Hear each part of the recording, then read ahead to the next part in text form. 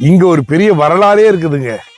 அதிகமான தமிழர்கள் இந்தியர்கள் வந்து இறங்கி உழைத்த இடம் இது.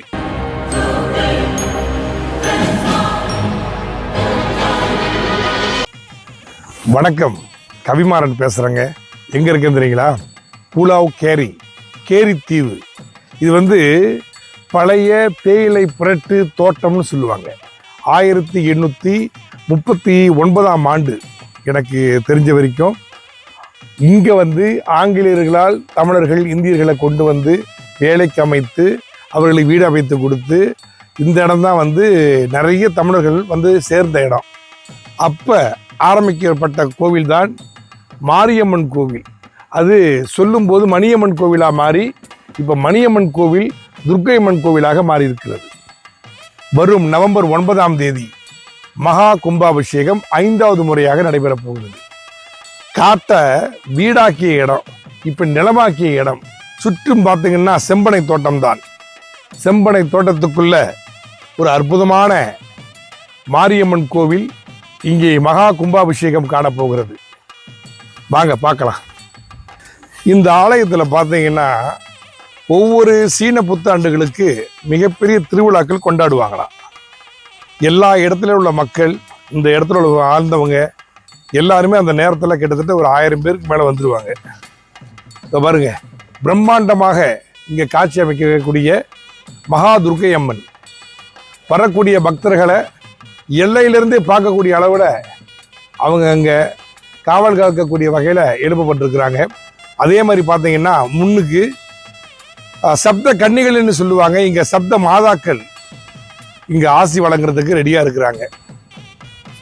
இந்த இடம்லாம் ஒரு நந்தவனம் மாதிரி உருவெடுத்து ஒரு அற்புதமான இடமாக மாறி வரக்கூடியவர்களுக்கு நல்லாசி கொடுப்பதற்கு மகா மாரியம்மன் தாய், பக்கத்தில் முனீஸ்வரன், அந்த போயிட்டு விநாயகப் பெருமான், மூலஸ்தானத்தில் உள்ளவங்க எல்லாமே அந்த காலத்தில் உள்ள அதே அம்மனை தான் இங்கே வச்சிருக்கிறாங்க. எதுவுமே மாற்றம் செய்யவில்லை.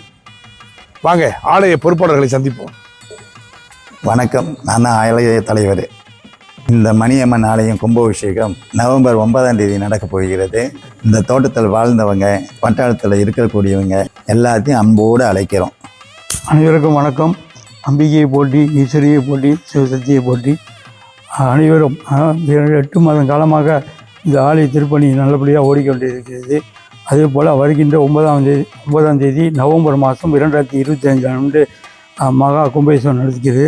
அனைத்து பக்தர்களும் இதினை அழைப்பதாக ஏற்றுக்கொண்டு எல்லோரும் அம்பாளின் அருள்களை பெற்று அனைவரும் இந்த கும்பாபிஷேகம் வெற்றி நிறைய போட நீங்கள் அனைவரும் கலந்துக்கணும். அது மட்டும் இல்லை, உங்களால் முடிந்த நன்கொடை எது வழங்கினால் ஆலய நிர்வாகத்தோடு தொடர்பு கொள்ளுங்கள். நன்றி, வணக்கம். இன்பமே சொல்க, எல்லோரும் வாழ்க.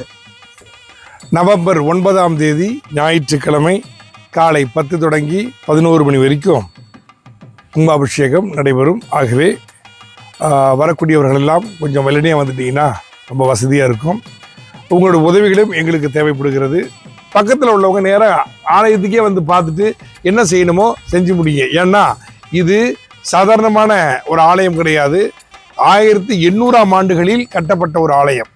ஆக இது பழமை வாய்ந்த ஒரு ஆலயம்.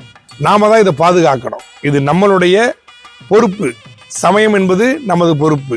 இந்து சமய மக்கள் எல்லாம் ஒன்று சேருவோம், பந்தத்தோடு இணக்கமாக வாழ்ந்து காட்டுவோம்.